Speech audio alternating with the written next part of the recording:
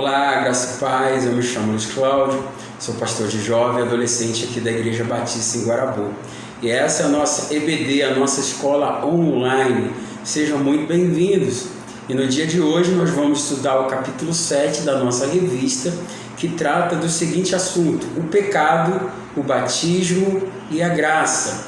A nossa revista que está sendo estudada nesse semestre é a Carta aos Romanos.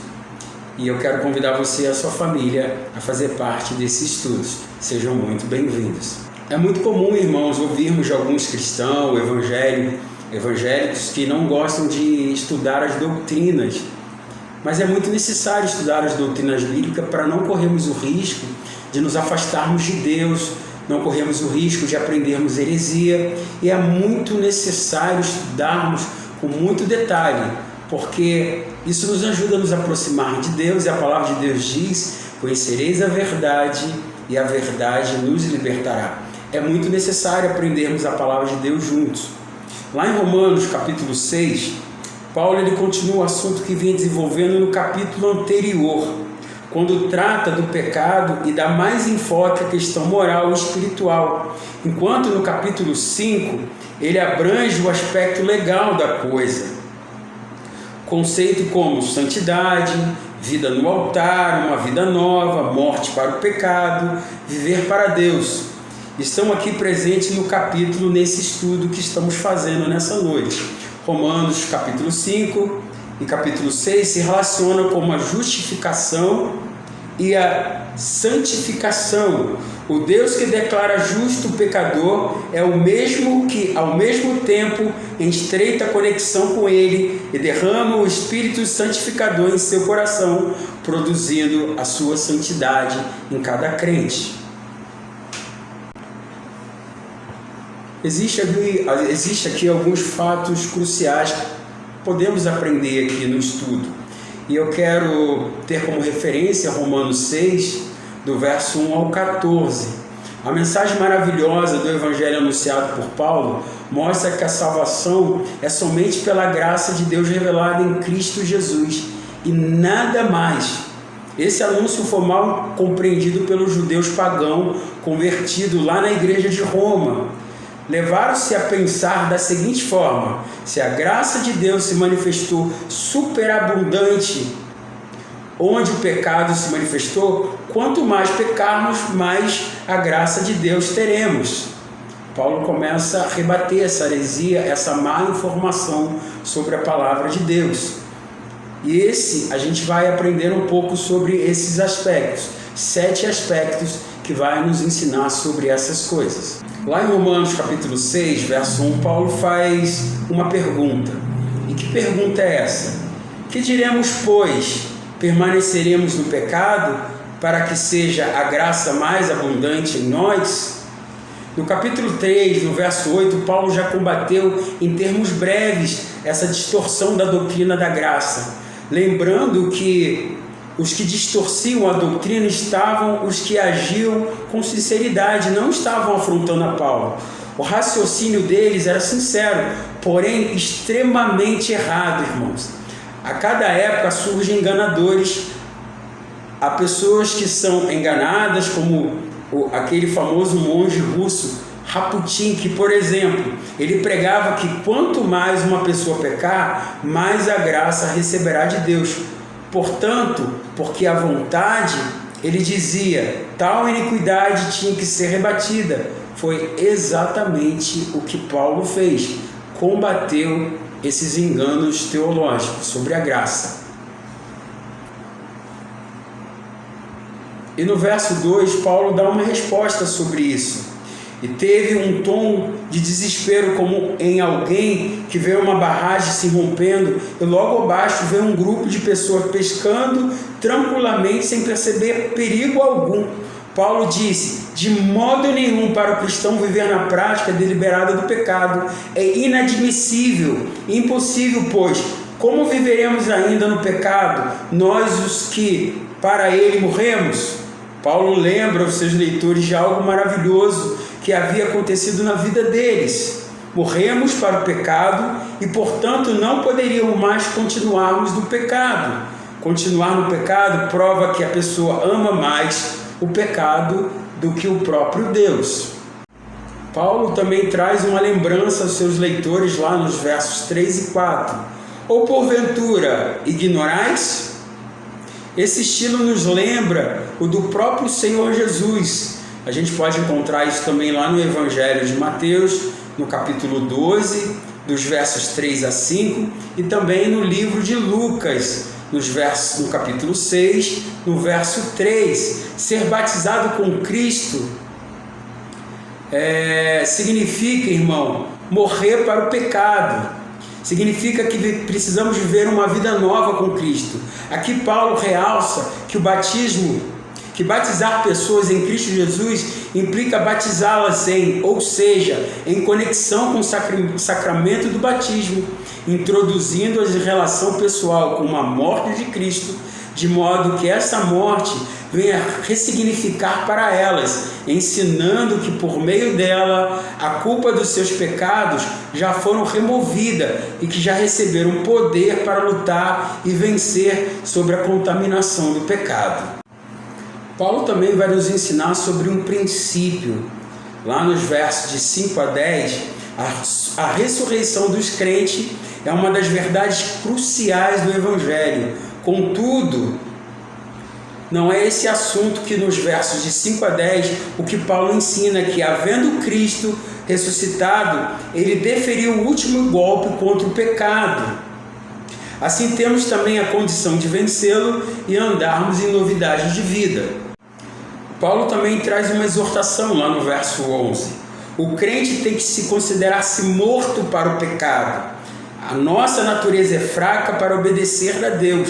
E precisamos orar, precisamos nos santificar, lermos a palavra. Lá em Mateus, capítulo 26, verso 41, vai nos ensinar. Mas para pecar, ela se mostra muito forte. A nossa carne deseja o pecado. É por isso, irmão, que nós, os crentes, precisamos nos considerar mortos para o pecado, mas vivos para Deus, em Cristo Jesus.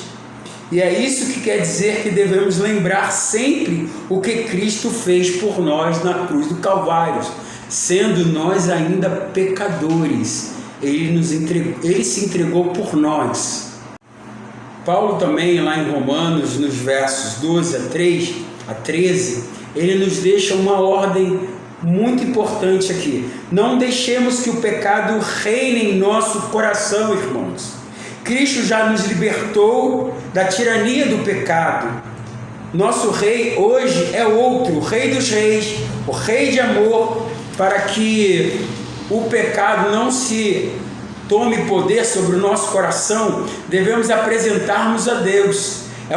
É que Paulo passa a dizer: os crentes não devem continuar a pôr à disposição do pecado os seus membros físicos como uma arma de impiedade. O crente deve oferecer o seu corpo como sacrifício agradável a Cristo.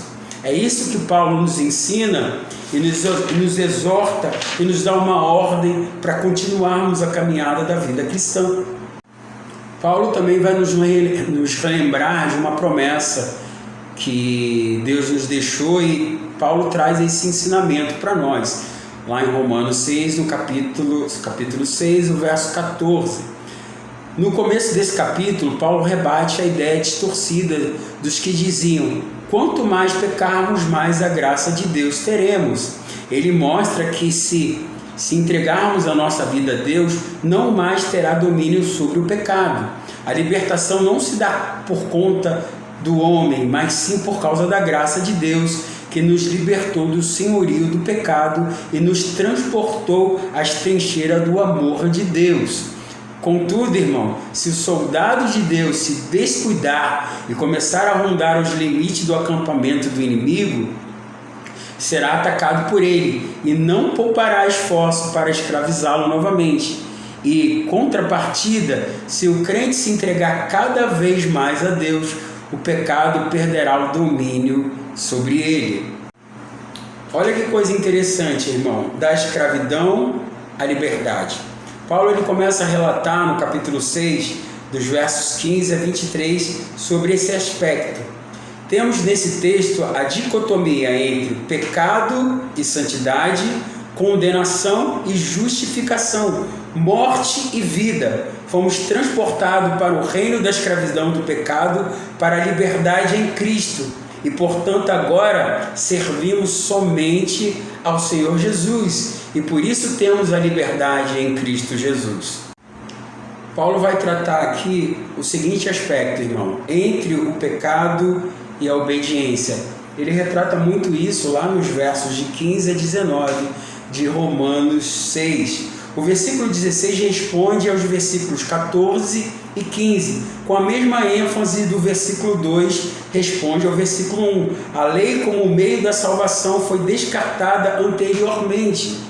E ele só nos mostra o que não é pecado, mas se pecarmos, ele só pode nos condenar. O pecado tem efeito lento, porém progressivo, e destruidor na alma de uma pessoa. A primeira vez que um pecado é cometido, causa horror a um coração, mas à medida que ele se continua contaminando, a sua consciência começa a cauterizar, até que o mesmo pecado que antes era horrendo se torna comum e não visto mais como feira ou visto mais como algo que não seja tão importante.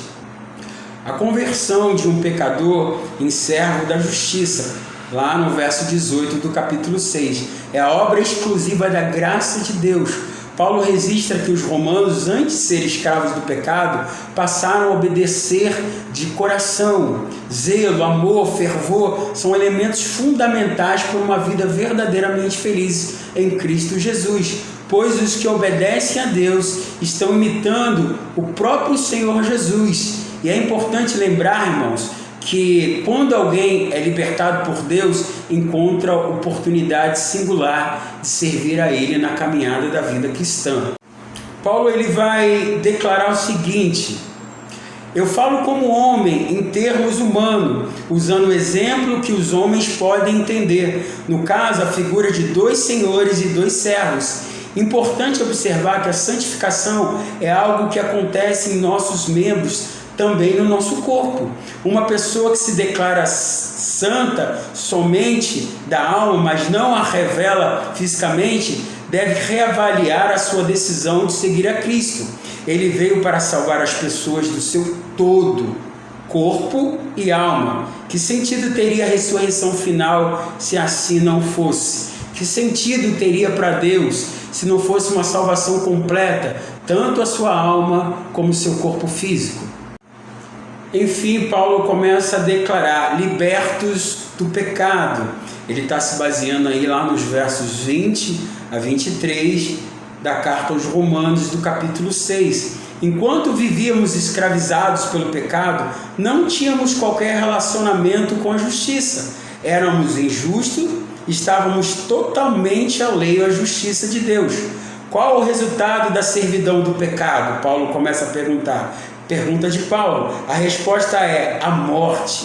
À luz do Evangelho de Cristo e do culto prestado ao único verdadeiro Deus, sentimos a vergonha das coisas que fizemos no passado e fazemos no presente. Hoje, Deus está conosco numa estreita relação. No futuro, desfrutamos de outro aspecto dessa relação: a vida eterna, o céu e a glória. Nós encontramos isso lá no verso 22. Paulo declara a vida eterna, o céu de glória. Paulo ele começa a concluir aí a carta do capítulo 6 romano. O pecado faz o homem um escravo e no final, como um pagamento, lhe dará a morte física e também espiritual e eterna. Romanos 6:23, Paulo declara: o dom gratuito de Deus, que não custa nada para o pecador, custou um altíssimo preço para Deus. O sangue do seu Filho dá vida eterna ao pecador, que foi justificado pelo sacrifício de Cristo Jesus naquela cruz. Deus se entregou por nós, pensando um dia estarmos juntos na glória com Ele. Chegamos enfim, então, aí, irmãos, sobre a conclusão do estudo de hoje, sobre o pecado, o batismo e a graça do nosso Deus. Nós vamos concluir esse estudo que aprendemos nos dias de hoje da seguinte forma: vamos concluir. Uma escolha deve ser feita. Servimos a dois senhores, isso é impossível, como diz lá em Mateus capítulo 6, no verso 24. Cada senhor retribui de uma forma a sua lealdade, o pecado com a morte e Deus com a vida eterna e a santidade. Que Deus assim nos abençoe nesse estudo, que Deus traga ao seu coração santidade sobre a sua vida. Que Deus assim nos abençoe.